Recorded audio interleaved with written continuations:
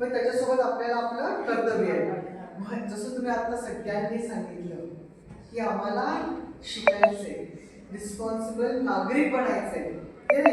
तुम्हाला खूप आनंद झाला मॅडम. माहिती आहे बालपंचायत म्हणजे काय? हा सरपंच आहे. अच्छा, हा सरपंच आहे आणि तो सचिव आहे. म्हणून असतं.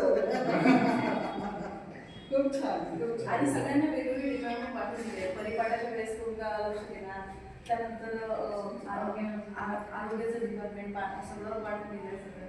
मग तुम्ही, मी आता 5वीच्या क्लासमध्ये होते ते तसंच सांगत होते आम्हाला की आम्ही काही जण एज्युकेशनचं बघतात, काही जण हेल्थचं बघतात. शालेय मंत्री मंडळात